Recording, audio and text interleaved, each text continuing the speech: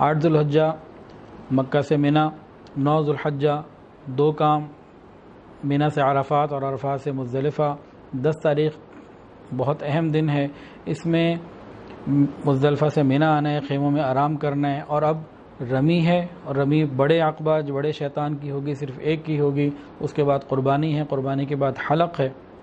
یہ کام ہوں گے۔ طواف زیارت کے بارے میں بھی باتیں ہو چکی ہیں الحمدللہ۔ اب 11، 12 یا جو 13 کو رکنا چاہے تو ان کے لیے 13 کے معاملات اور جو مسائل ہیں ان کو سن لیجئے۔ 11، 12 اور 13 پہلے 2 دن تو واجب اور ضروری ہے،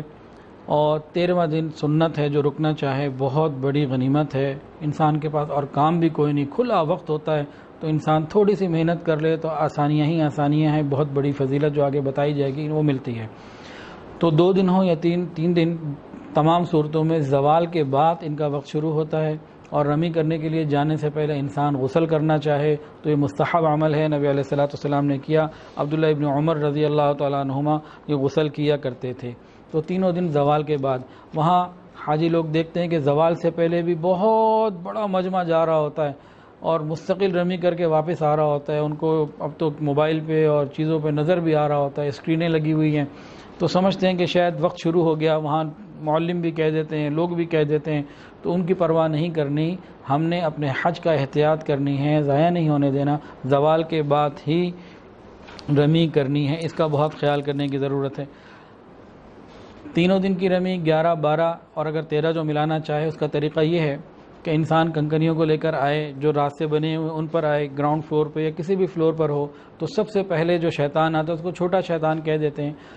تو اس کو 7 کنکریاں مارے، اسی ترتیب سے جو پہلے بھی بتائی گئی کہ منا دائیں طرف ہو، مکہ مکرمہ بائیں طرف ہو، دائیں ہاتھ سے انگوٹھے اور شہادت کی انگلی کے درمیان سامنے سے نشانہ لے کے انسان مارے کہ بس اس احاطے کے اندر گر جائے۔ تو یہ قبولیت دعا کا وقت بھی ہے، پہلے شیطان کو 7 کنکریاں مارنے کے بعد انسان راستے سے ہٹے اور دعائیں کرے۔ سورہ بقرہ کی مقدار پڑھنے کی، تلاوت کی مقدار کے مطابق دعاؤں کا ذکر آتا ہے، تو انسان کوشش کرے کہ رات کے وقت چلا جائے،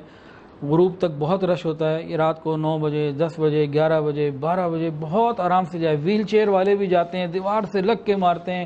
ہر کام سکون سے انسان کرے، کوئی پریشانی کی بات نہیں، کوئی جلدی نہیں، کوئی گھبراہٹ نہیں، کوئی مسئلہ نہیں، ہر کام انتہائی آسانی سے اللہ تعالیٰ کروا دیتے ہیں۔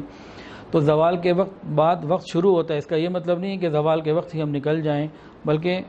آج کل کے رشک اور ازدحام کی وجہ سے بہتر یہ ہے کہ رات کو 10، 11 بجے نکلا جائے، 11 اور 12 کو۔ 13 کو جو رکے وہ پھر ظہر کے بعد یا عصر سے پہلے چلا جائے تو اتنا میں تو رش ہوتا ہی نہیں، اکثر مجمع تو چلا جاتا ہے۔ تو پہلے شیطان کو 7 کنکری مارنے کے بعد سائٹ پہ ہو اور دعا کرے،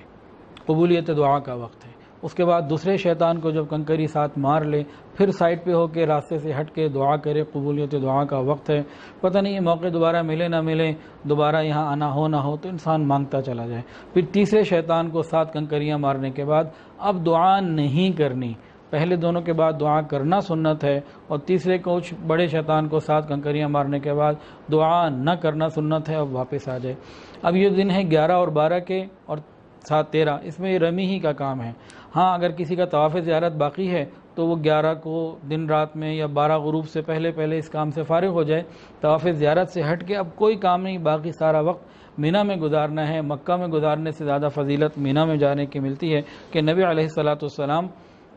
نے یہ وقت مینا میں ہی گزارا ہے۔ اللہ اکبر کبیرہ۔